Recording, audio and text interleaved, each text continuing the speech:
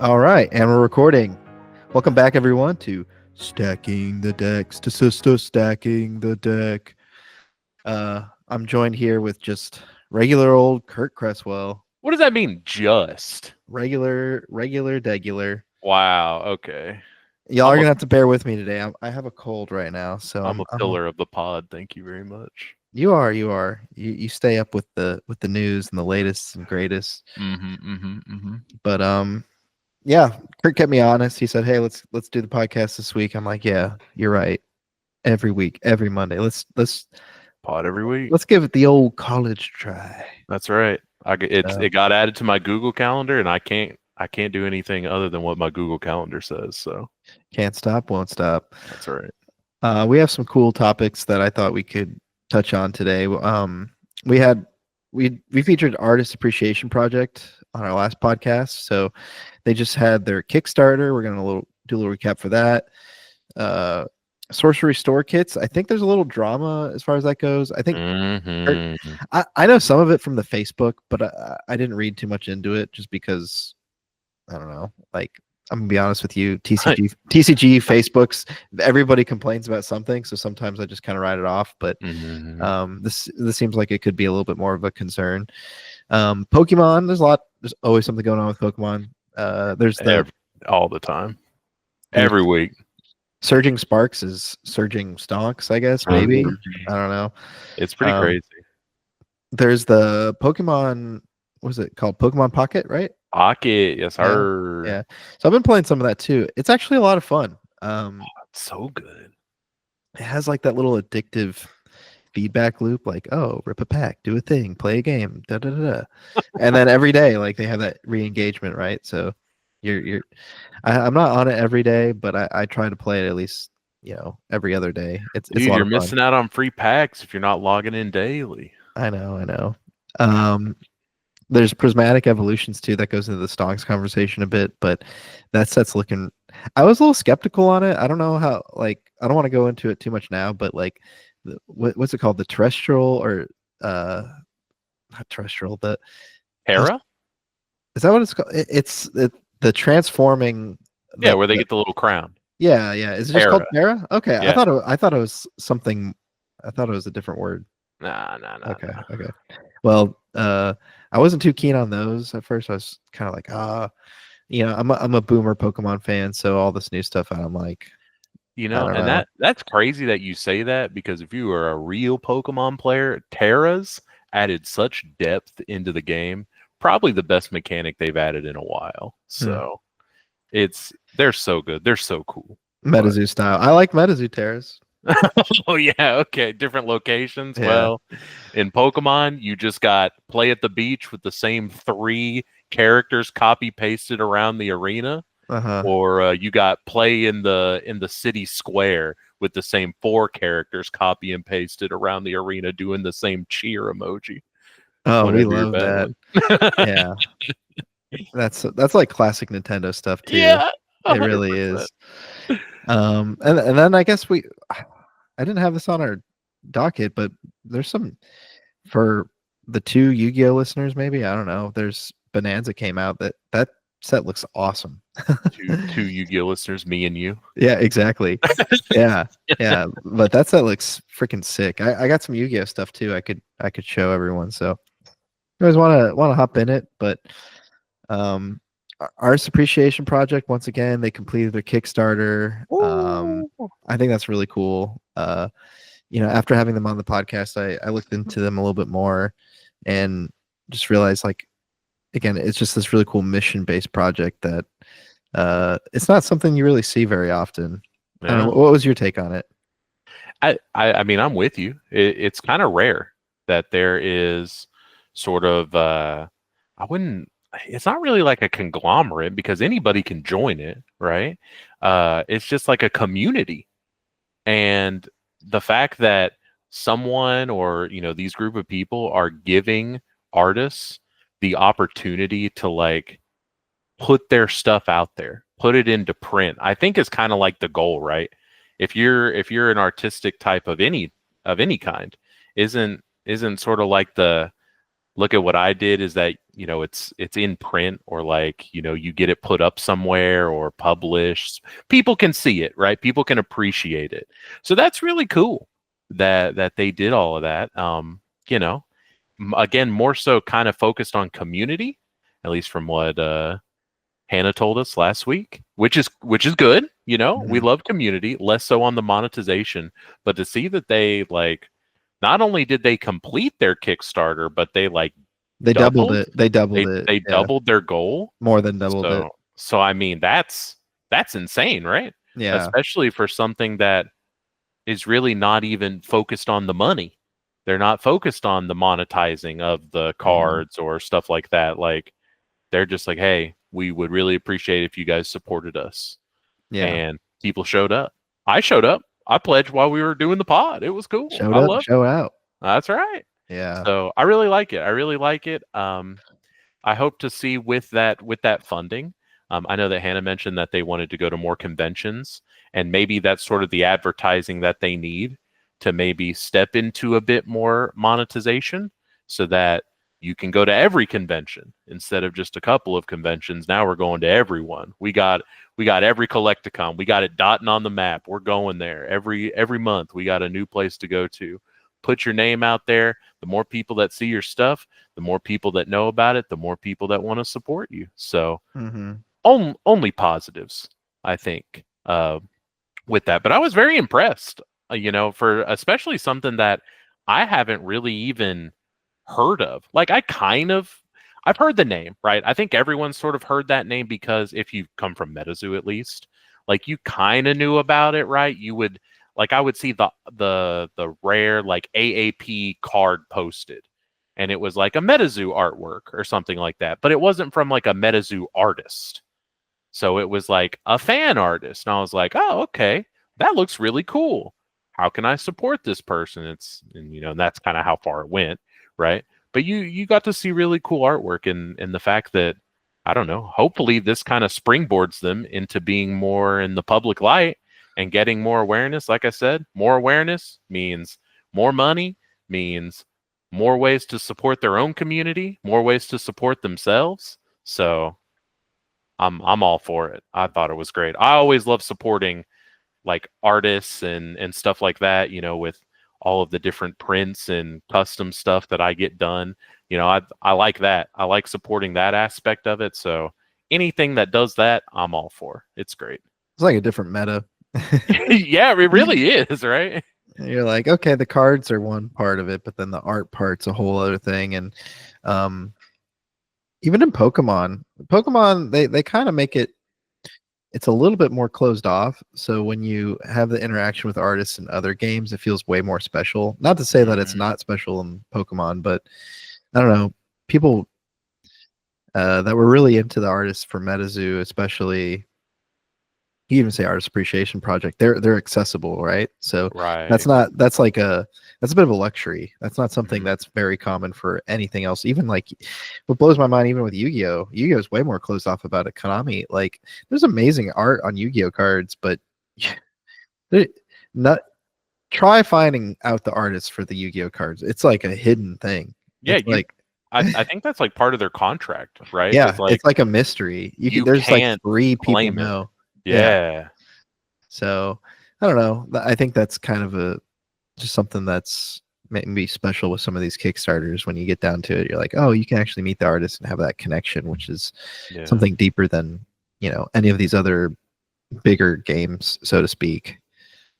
And I really think that that's like a major selling point. At least I felt like for MetaZoo it was, because whenever you're an indie TCG or a smaller TCG, the whole draw is to try and get people over. So how are we going to get people away from the big 3?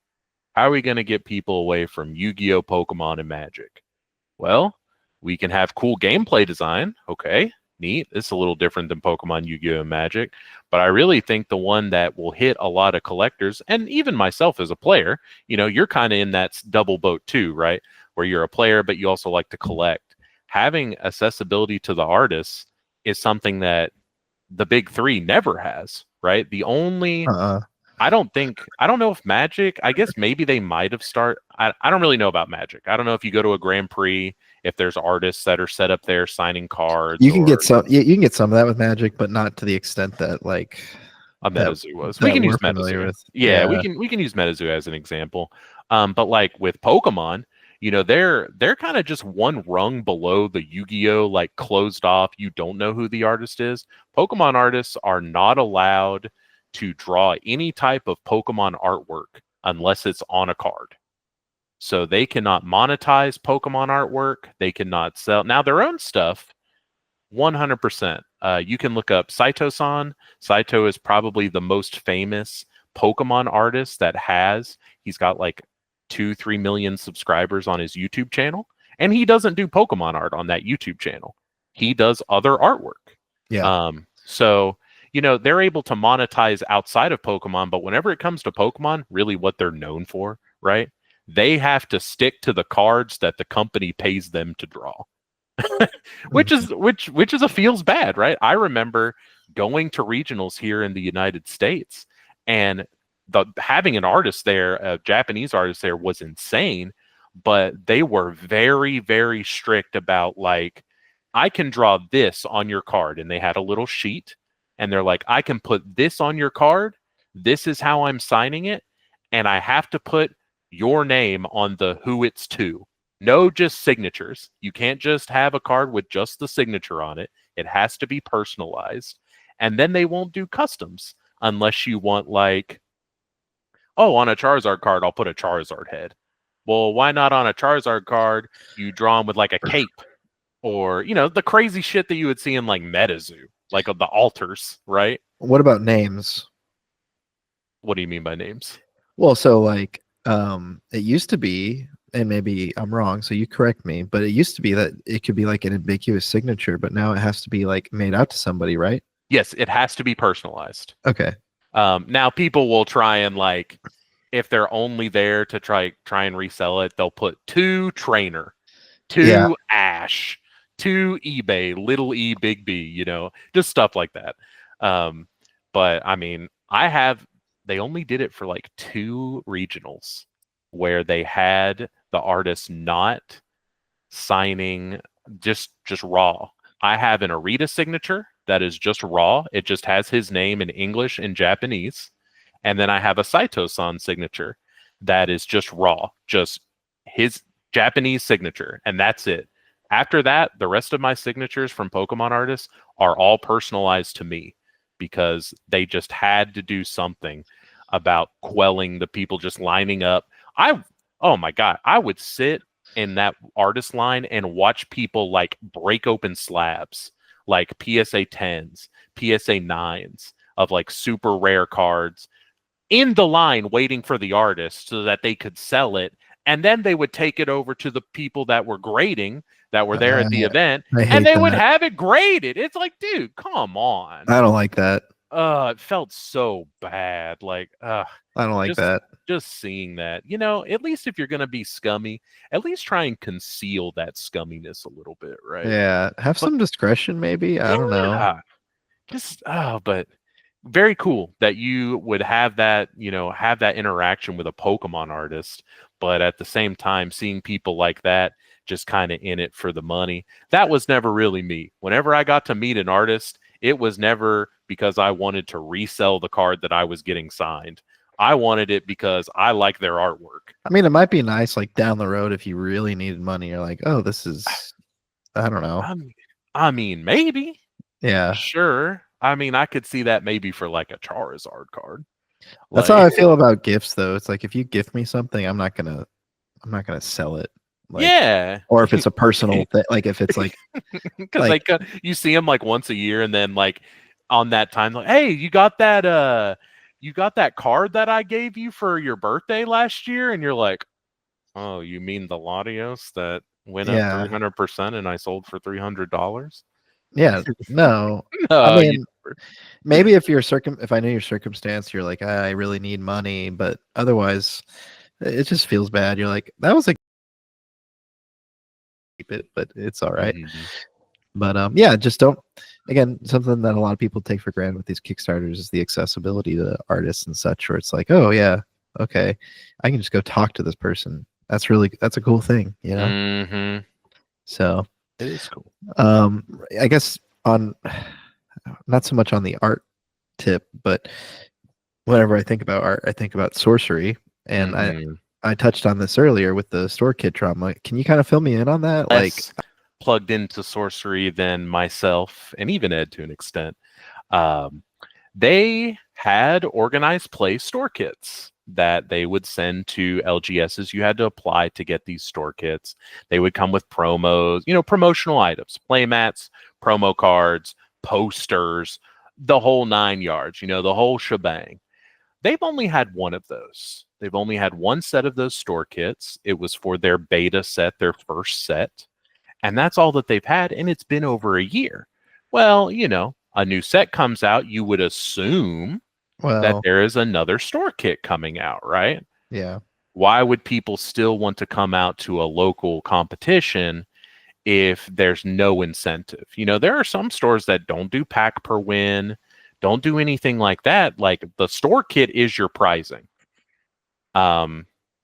So with our second set that came out, Arthurian Legends, they said, we've got new store kits.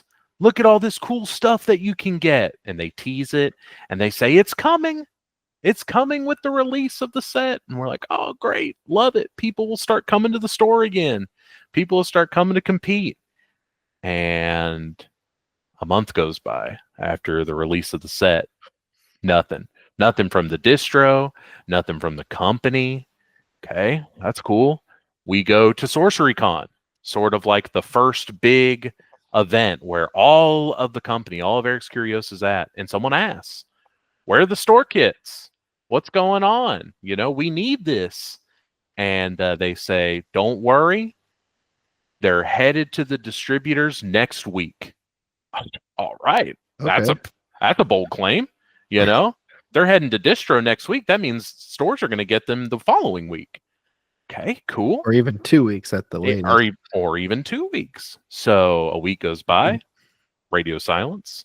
Another week goes by, radio silence. This last week, which is the third week, my LGS informed me that they were sent more set 1 store kits. Oh, no. They were not sent the set 2. Yeah, that's what I heard on Facebook, that people were getting all the beta stuff again, and nobody wants the beta stuff again because nobody wants it. We've had it forever. And again, for those that don't know, Sorcery's cycle is like a year. It's like an annual cycle. So exactly. people have been looking at this stuff for a year now. They're kind of like, why should I show up and keep playing for the same? If you are a weekly sorcery player, right? If you go to a locals, even once every 2 weeks, even once a month, you've got everything in that kit. You've got a playmat. You've got the promos. You've got everything in that kit. There's no way around it. So the fact that they've sent more of these is really, I don't know if it's just like a logistics issue. Do you think they're just banking on people trying to like redeem dust? That's what MetaZoo kind of did, I think.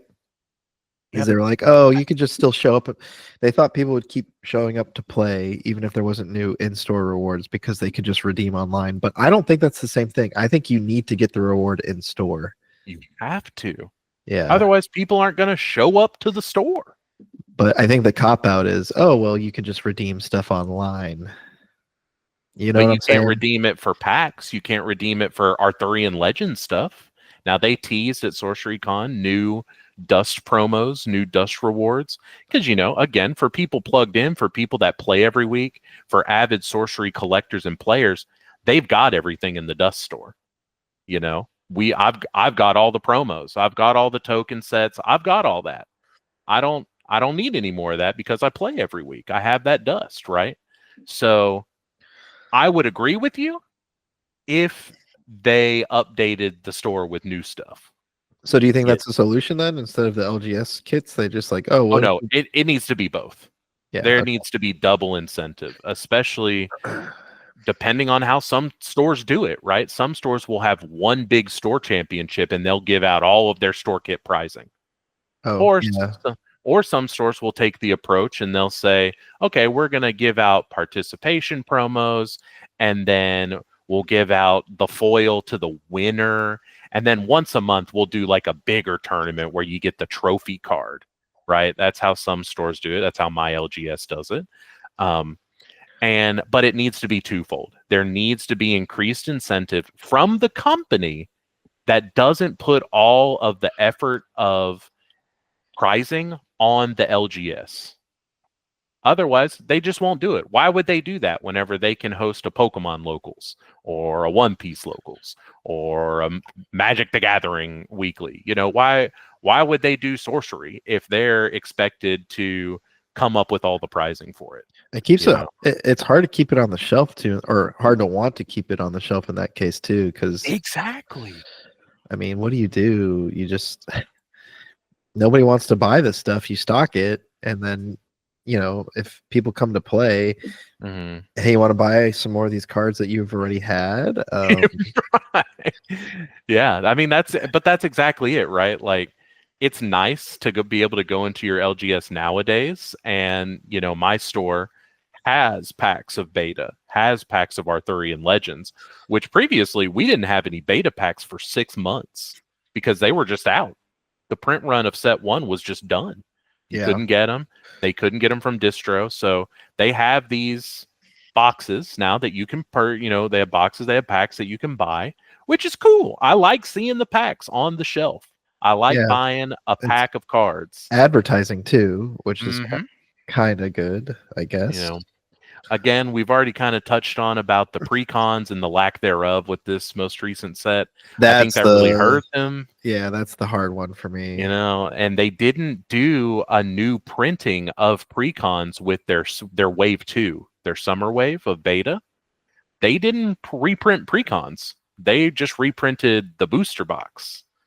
So, like, do they have a bunch of pre-cons left? I don't know. My LGS hasn't had them for 8 months. You gotta have pre-cons. You gotta have them. You gotta. Even if it means like breaking open the pre-con, because you get the 4 decks, right? Yeah. With the pre-cons. Even if it means like breaking open the pre-con deck and selling the individual deck for like $6 or $7 or whatever. Like, you gotta have something to give to the player that wants to play or wants to get into it, right? And I feel like Sorcery does so many cool things and they do so much right. But then in other areas, they just like don't do anything. And it's just hurting them. That's the thing with a lot of these indies is they never really can figure out what to do at the store level. Like even MetaZoo is just like, gosh, guys. God. I mean, MetaZoo. You see it sometimes. You see like a glimmer of hope. You're like, oh, we did these LGS kits, or oh, we have this like online rewards program. But then it's just like same thing. It's just atrophy. They just leave their player base on the line, and I think so much of the highlight is just like the collector investor aspect to some extent. But I mean, they still have time to turn around. How much time? I don't know. You just can't go years doing this, like especially when your release schedule's annual. You can't. I do have a little bit of insider info. Their most recent hire to Eric's Curiosa, the man who is from Texas, he is the guy who runs the Sorcery in Denton at Reaper. Most people know Reaper Game Store if not for Sorcery. Shout out Reaper Games. Yeah, love Reaper Games. They know it for Flesh and Blood. They know it for everything, right? Reaper has been a mainstay. Yeah, Bill's the goat. He really is. He's great. The person who ran that recently got hired by the company, and I was, had some nice little handshakes, some hey, how you doing? I'm me. Oh, you work for Eric's Curiosa? Whoa, cool. Built some rapport at SorceryCon, and I was informed that person is now the head of the sort of the play aspect, the organized play aspect, the store specifically, right? So the store level play, and that guy's a good dude. He really knows how to put on an event. He does an annual event every year for Sorcery. So I'm hopeful that he at least has the vision. He knows what the people wants. Now, how he's going to implement that, I don't know. Yeah, there's some bright spots on the horizon, right? They've got those alternate art cards coming, and then Dragon Lord, which looks cool. Yeah. So there is some stuff in between now and whatever's coming up next. But when? When is the Q1 of next year? Yeah. What am I doing for the next 3 months? And people's attention span, it's tough. You're always bidding against something else. And you say that, but I visited a card store whenever I went on vacation in Minnesota, and I said, "Hey, you guys got any Sorcery?" This was like the week after Arthurian Legends came out. I was like, "You guys got any Sorcery?" And they're like, "Yeah, we have Arthurian Legends right here." And they had boxes, they had packs for sale. And I said, "Do you guys have a player base here, or what's going on?" And he goes, "Yeah, whenever it first started with beta, we would have like 10, 15, 20 people come out to play. But after 6 months of the same stuff, they all kind of forgot about it and they just stopped playing. And now we had 2 people come in and ask about the new set, and the majority of our player base didn't even know that a new set came out." That's a marketing or communications issue, I guess, to an extent, right? Because they just forgot about it. Yeah, you have to re-engage your customer base, whether it's through cards or content or something. But at the minimum, every quarter, you need something to announce. Like, here's a big thing that you might want. Yeah. So, maybe they'll get it. I think the Dragon Lord is like one of those situations where it's going to be a little side set in between thing that will keep people plugged in. Very, very cool too. They said that product you're going to get, it's like a 13 card set. It's a very small mini set, right? But the product that they released for it, you will get all 13 of those cards. So you won't have to buy packs of it. It's just going to be a product that they put out, whether that be like a collector box, something like an ETB. If you're familiar with like Pokemon stuff, it might be something like that. It could be, like I wouldn't say like a commander deck or anything like that, but like a 10 where you get like the promo as the little Dragon Lord guy, and then you get the other 12 or something like that. That's what they said. They said, we're not going to make you open booster packs to get the new stuff, which is cool. I like that. It'd be wild though if they made like an interstitial set that was just like sealed decks.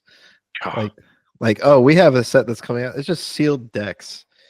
And that's kind of cool. That would be cool too. I maybe that's dumb. I've never seen a company do that, but could be cool. Like exclusive cards. They haven't come out yet. You can only get them in these. So you say a company hasn't done. Pokemon has done this. Oh, they do that? Okay. This was a Japanese only product, and it was called Pokemon 100.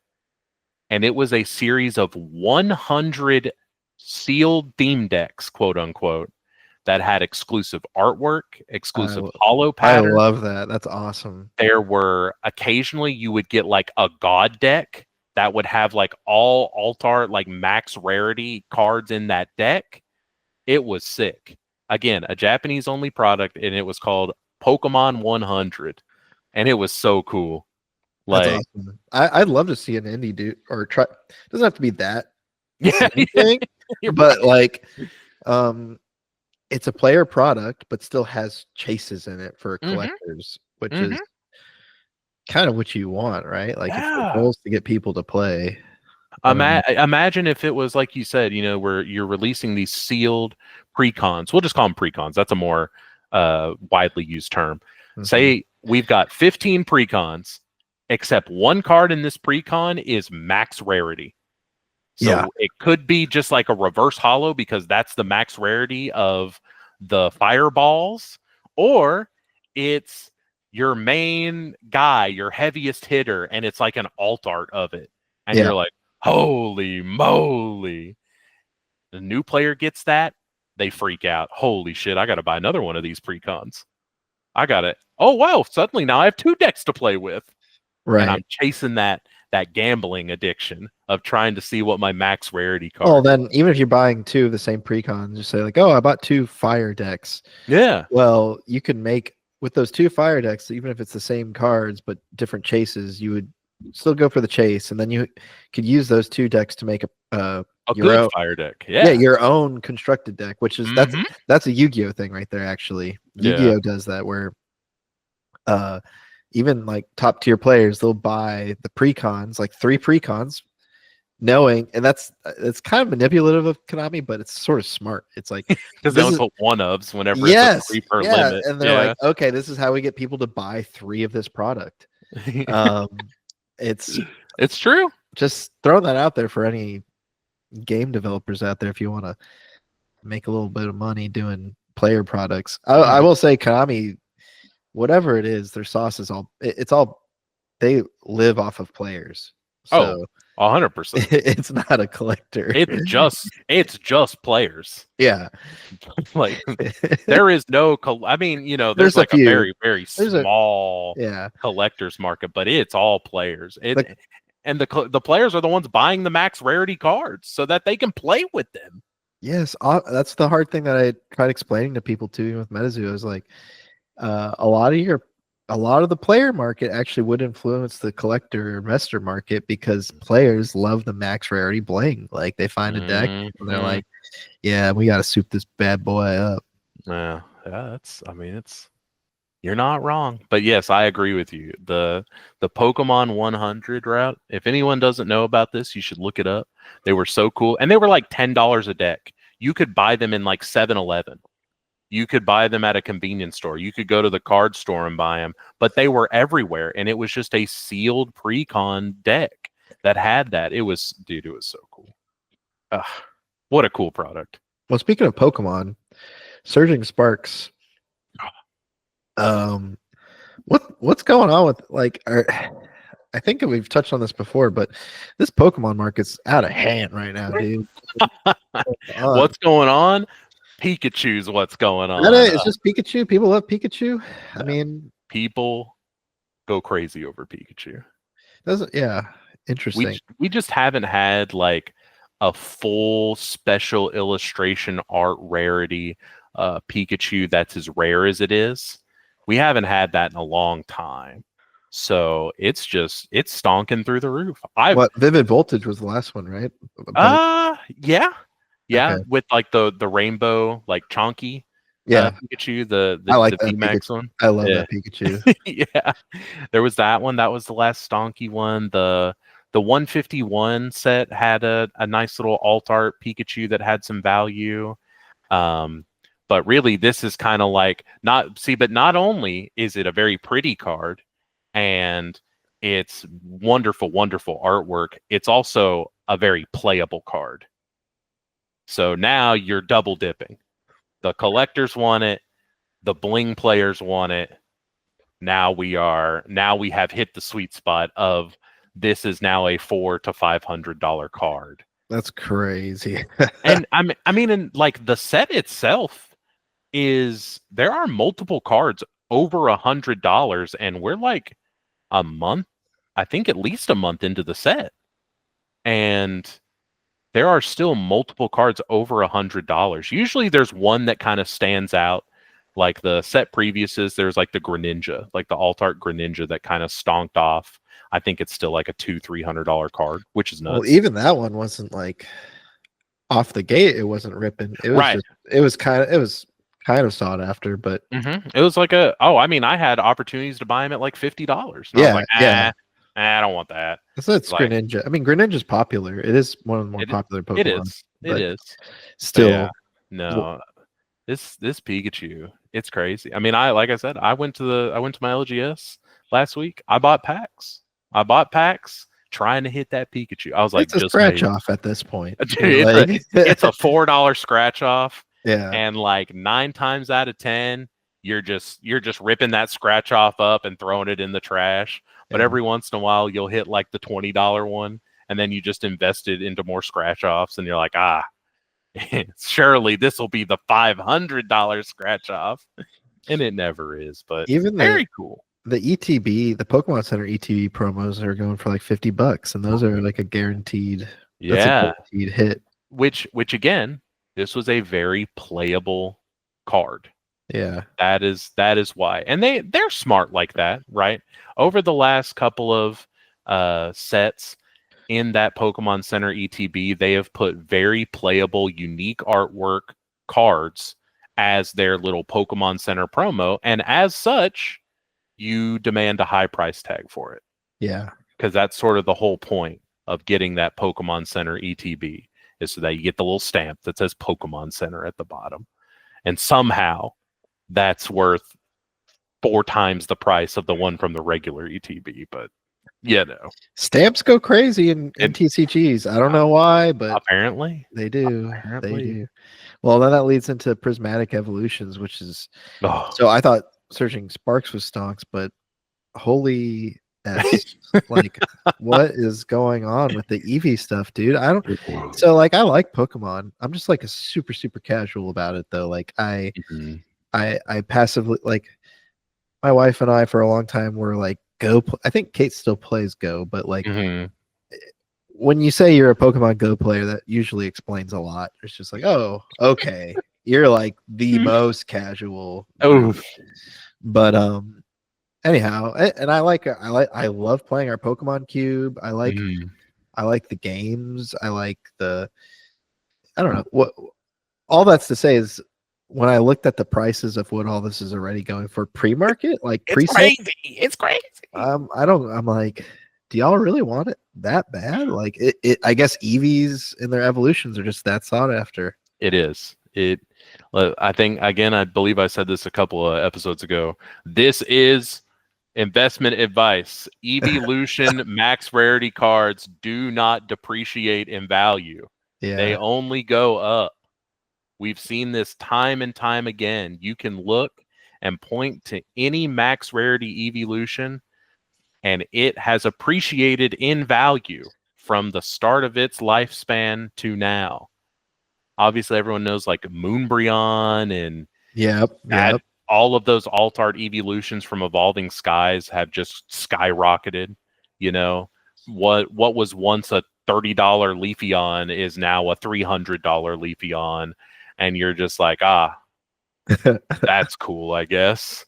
And you just, it's just crazy to think about. And you can look at evolutions throughout the decades, throughout the years, and you can point to an Umbreon and say, that at one point I remember buying for a deck for $10 a piece, and now it's $150. Yeah, and it's like, oh, that's cool. But yes, evolutions are very popular. There's a reason why Eevee is like the second mascot for Pokemon. You know, there was a time where they've sort of tried to push Pikachu away and prop up Eevee a little bit more. Now they sort of share the spotlight as the dual, like, iconic Pokemon. It's Eevee and it's Pikachu. Surprise, surprise, Eevee becomes 9 other Pokemon. You just get to pick your favorite color of the rainbow. Perfect. Exactly. It's perfect. That was by design, surely. Oh, 100%. Yeah. Let's go Pikachu and let's go Eevee was the first time I made that connection.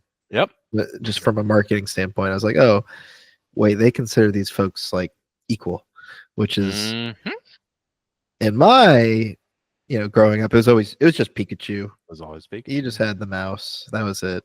But I think Eevee aesthetically might be a little bit more like friendly. Like, I don't know. Like, I mean, it also looks more like a pet, right? Yeah, that's what I'm trying to say. It's like a dog, kind of, or like a cute, like a puppy. Yeah. I don't know. You can kind of self-insert Eevee into your like real life. Like, yeah, I could see myself owning an Eevee dog. Yeah. Yeah.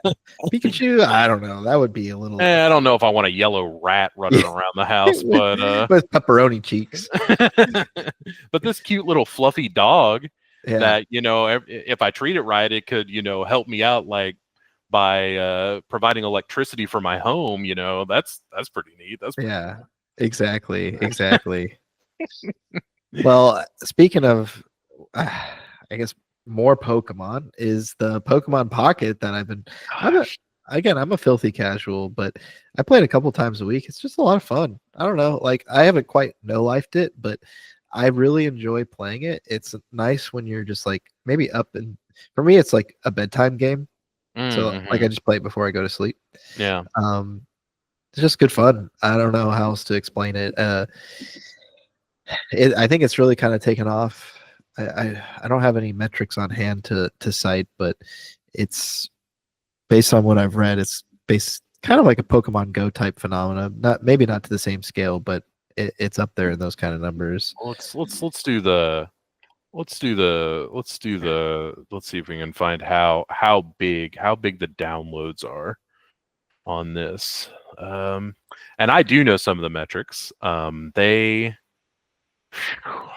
I think they average $3 to $4 million a day. Since it's so it hasn't even been out a full month yet. Wow. Global release was October 30th. So it hasn't even been out a full month, and they're averaging $4 million a day. You know what I think is really interesting about this though, too, is people post their polls on this game. Yeah. Like as if it's a real card. And I love Yeah. that, but I also kind of hate it. I don't know how to explain it. Like I'm happy you're happy, but also like I don't understand how you could be really that like it's exciting to pull a cool card in it, don't get me wrong, but it's also like it's not real. So I like don't. I saw Leonhardt doing one of his videos and he's doing a pack opening and it's for the game and he's does the whole like let's go Yeah, and I gets saw like and I'm like how could you be that excited like that. not trying to be like a money goblin or anything but like there's no real monetary value or any, like it was just like a random thing in a game. I don't know how to explain it but I like mean, I just can't it's get hype. And I pulled some cool stuff in there, but I was just like, oh, okay, that's cool. Like, hey, you still got that little bit of dopamine yeah, hit though, no, right? no, it hits. It definitely hits, Yeah. but not like to the same extent where it's like Well, if I pulled the Surging Sparks Pikachu, I would definitely have a let's go moment. Like I would pop off for that.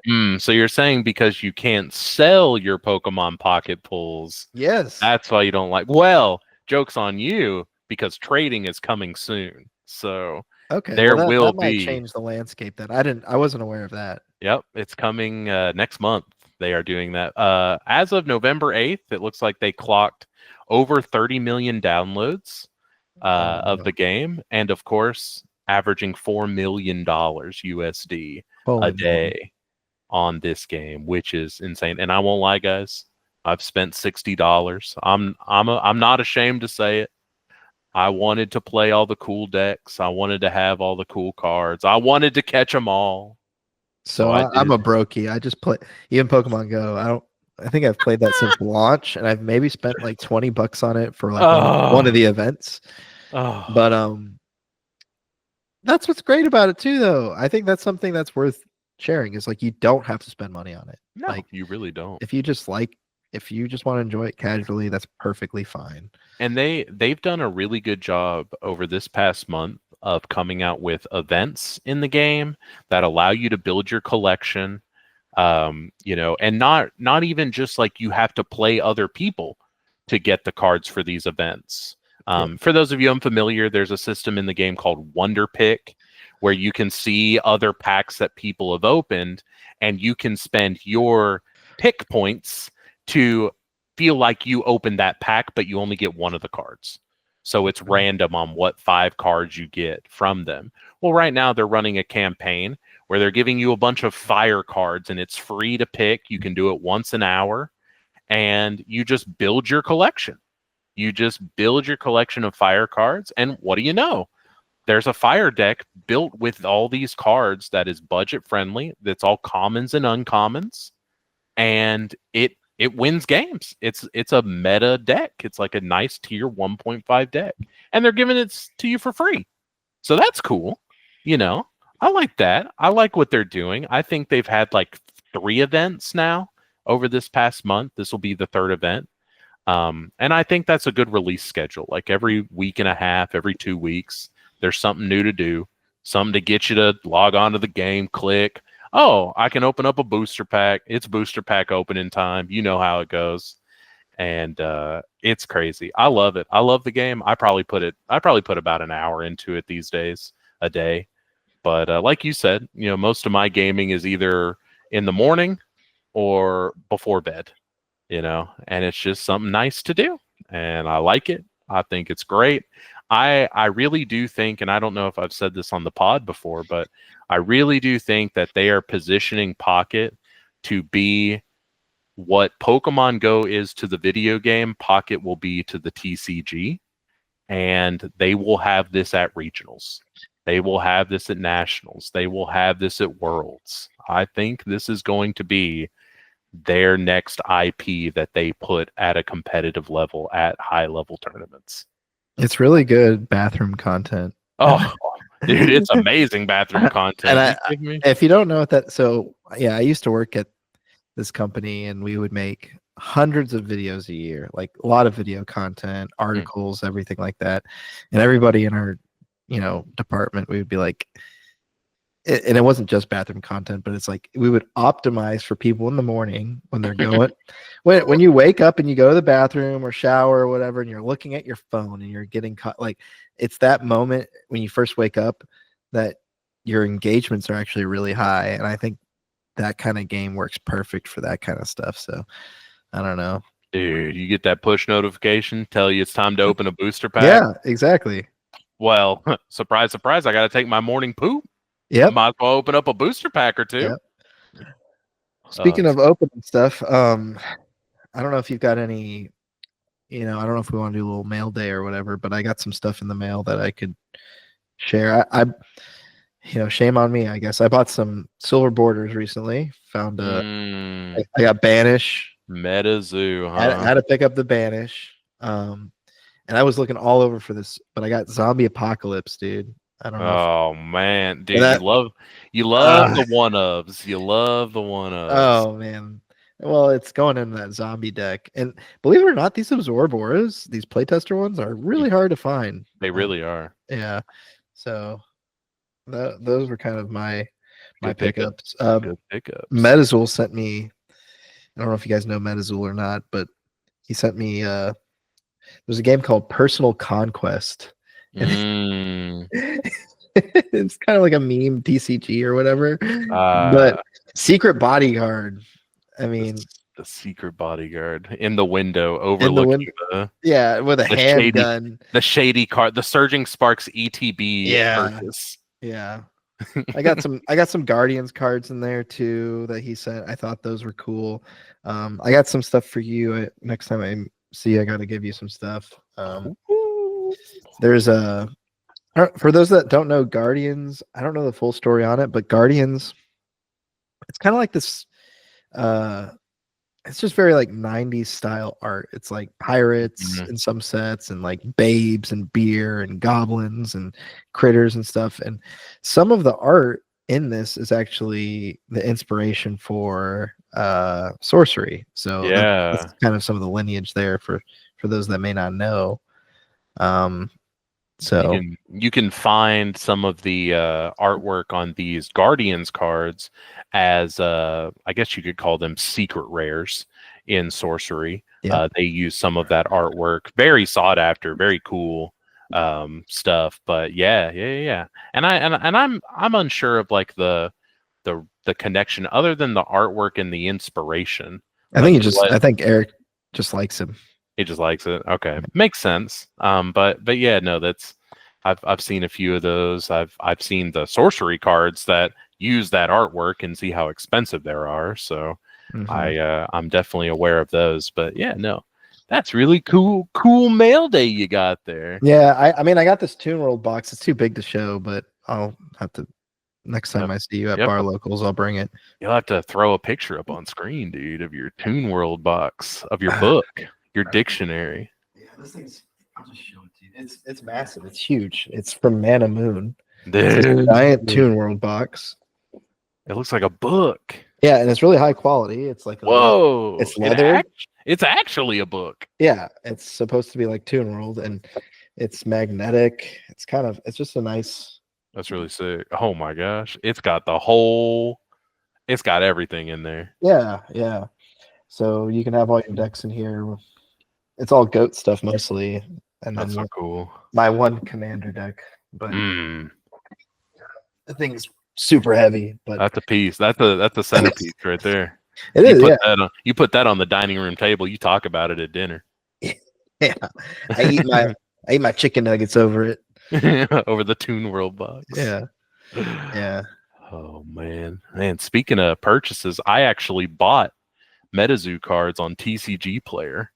Oh, you're wild. I purchased some hollows that I didn't have for one of my decks, and I'm usually a min rarity kind of guy, but with MetaZoo, but here's the nice thing about MetaZoo is we're not building any new decks anymore. So it's like, that's right. At this point, we've found the decks that we like. You may as well max rarity it, and everything's just cheap.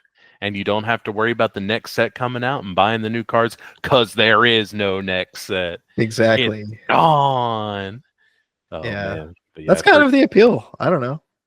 I think so. It's a shame that Meta 2, I understand that they're moving away from that and they want to have their own IP and their own card game, but that doesn't stop people from still buying it. There's still an uptick of people buying dead game cards, which is pretty crazy. I mean, this Guardians game is a dead game.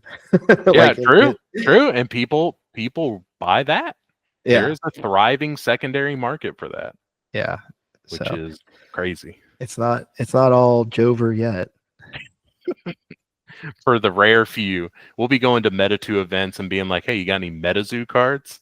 Do you want to bust those up? Could you imagine going to a Meta 2 event and then hosting a Meta 1? Yeah. A side event?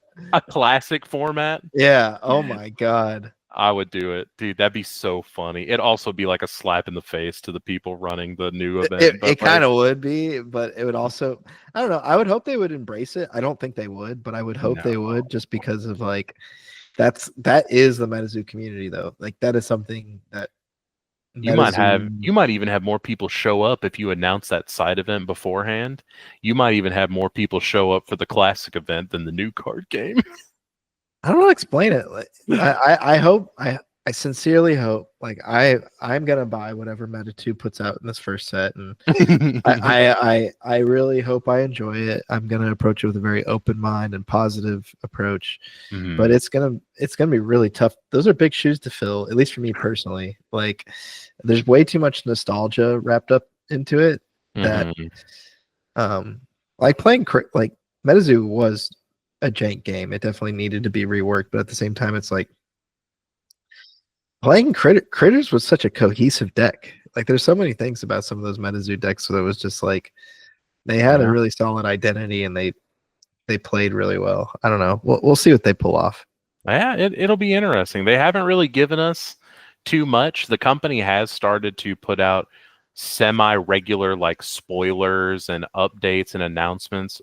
Oh wait, they actually just put something out an hour ago saying that there was something coming out tomorrow, but that's such a MetaZoo comment too. Oh, very, very coming soon. Oh my goodness. The announcement before the announcement. Great. Oh, that's 100%. It's like, oh guys, tune in on Friday, and then half the time with MetaZoo, it just never showed up.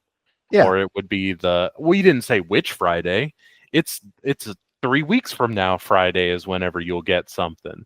Yeah, please don't do that. But they've been feeding us little tidbits of, hey, check out this art rework, which I know some people don't like the new art direction.